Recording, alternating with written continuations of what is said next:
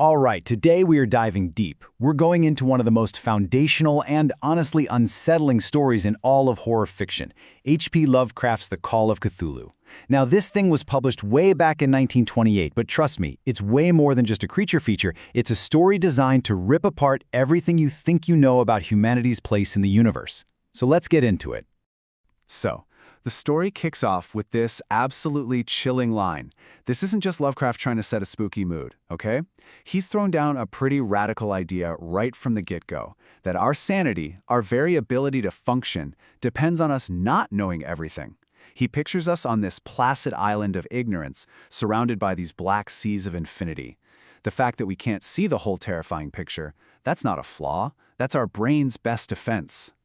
And there it is. That's the whole ball game right there. What happens when that natural human curiosity just gets the better of someone? When a person starts doing the one thing their mind is built to avoid and begins to piece together a puzzle that should have stayed in the box?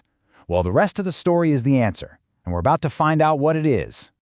Okay, let's meet our guy. Our narrator is Francis Wayland Thurston. He's a pretty straight-laced academic type, a man of logic and facts. But his very orderly world gets completely flipped upside down when his granduncle, a well-known professor, dies suddenly and, well, mysteriously. And Thurston inherits a very strange case file. You know, when you inherit something, you're kind of hoping for a house, maybe some money. Not Thurston. He gets a box of pure chaos. It's just a jumble of notes about an artist's crazy dreams, old newspaper clippings about some bizarre cults, and journals filled with these frantic scribbles. He inherits what he ends up calling a cursed enterprise, a puzzle that, it seems, killed his uncle.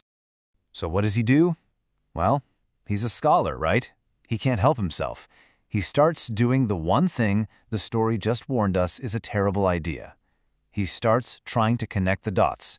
He meticulously organizes everything and starts to see these faint but deeply terrifying connections between things happening all over the world. And his whole investigation really boils down to three main threads. First, you've got the nightmarish visions of a super-sensitive artist over in Rhode Island. Then, there's a police report about a really violent cult down in the Louisiana swamps. And finally, the last, desperate logbook of a Norwegian sailor lost somewhere in the middle of the Pacific. 3 different people, 3 different places, all pieces of the same awful truth. Okay, so clue number 1 comes from this young artist, a guy named Wilcox. He starts having these insane, feverish dreams of a massive, monstrous city, a city with impossible angles that just don't make sense. And in his dreams, he hears this chant in a language that is definitely not human. The psychological pressure is so intense, it pushes him into a state of delirium. Then, Thurston finds clue number 2. It's a police report about a raid on this cult down in Louisiana. And when they're questioned, the cultists start talking about worshiping the great old ones and how they're just waiting for their high priest who's sleeping at the bottom of the sea to rise again. And suddenly, those weird dreams don't seem like just dreams anymore, do they? And this is the clincher, the final piece of the puzzle, and it's the most chilling because it's real.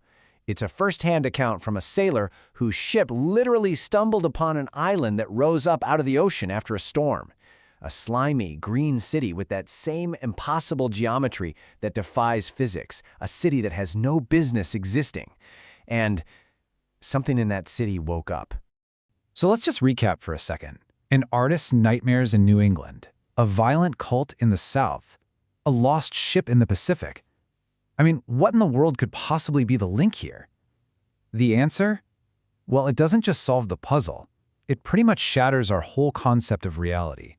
As Thurston puts that final, terrifying piece in place, he gets it. All of it. Every weird dream, every frantic journal entry, every cultist chant, it all points to one single, horrifying truth that's been lying dormant, dreaming, in the crushing darkness of the ocean for eons. And that thing is Cthulhu. It's this ancient, cosmic being of unbelievable power. And it's sleeping in its sunken city, R'lyeh.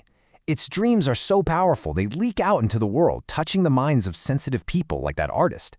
The cultists, they worship it. And that poor sailor, he saw its home rise from the waves. See, Cthulhu isn't just a monster, it's practically a god, just waiting for the stars to be in the right position so it can wake up and end our brief little moment on this planet. And this gets us to the real horror of the story. Because the giant tentacle monster isn't even the scariest part. No way. The real terror is the philosophy behind it all, called cosmicism. And the idea is simple.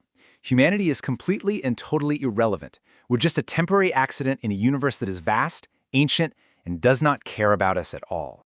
This is the absolute heart of cosmic horror. It's not that Cthulhu hates us. It doesn't even know we're here. To a being like that, our entire civilization is like an anthill in the path of a bulldozer. When it finally wakes up, our destruction won't be evil. It'll just be an accident, a meaningless consequence, our entire existence reduced to a footnote. And that's way scarier than any monster that actively wants to hurt you. So what happens when you find all this out? When you learn that you're just an ant? What's the price for looking into that abyss? Well, as our narrator Thurston finds out, that kind of knowledge costs you your mind. The message here is pretty blunt, right? Our little human brains are just not built for this stuff. The search for truth, something we think of as this noble goal, is actually a path to self-destruction.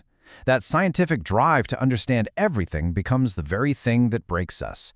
In this story, knowledge isn't power, it's poison.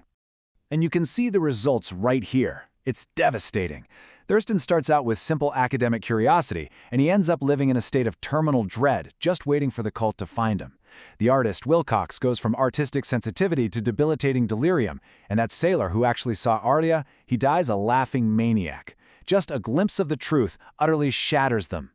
So in this world, going mad isn't a bug, it's a feature. It's not a malfunction, it's a defense mechanism.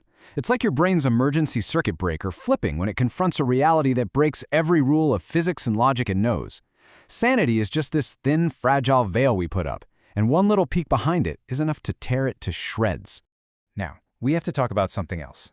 We really can't get the full picture of this story without acknowledging the man who wrote it. Because the horror in the Call of Cthulhu isn't just cosmic, it's also deeply personal, and it reflects some very uncomfortable things about H.P. Lovecraft himself. Look, this is super important to understand. This story is just soaked in the author's own personal anxieties and his prejudices. Lovecraft's intense racism, his fear of immigrants, his terror of social change, all of that is woven directly into the horror. In this case, you just can't separate the art from the artist. And you see it right in the text. The way the global Cthulhu cult is described, it's just full of racist and xenophobic tropes from the 1920s. Its members are portrayed as racially other, their rituals as primitive. You realize that Lovecraft's fear of the unknown wasn't just pointed at the stars, it was pointed at anyone who's different from him. It's a reflection of a deep-seated anxiety about the old world changing. And it's had a pretty wild ride, this story. It was first published in a pulp magazine, but it went on to basically create a whole new genre of horror. It inspired generations of writers and filmmakers. And so today we're left with this thing that's both a work of genius and also deeply flawed. And we have to grapple with both its incredible ideas and its very ugly content. You know, it's not just what the story says, it's how it says it. The structure itself was revolutionary. This whole fragmented case file style, using diaries, newspaper clippings, different accounts, it builds the slow, creeping dread. It makes you, the reader, feel like you're the investigator, putting the pieces together, the very thing you were warned not to do. And that technique became a huge influence on weird fiction ever since. Which brings us right back to where we started. The whole story is basically a warning, right? Don't connect the dots. Ignorance is your shield against a reality that will break you. And it leaves us with this really unsettling question to chew on. If you knew for a fact that the truth would destroy you, would you still want to know it? In the end, is ignorance really the only mercy we have?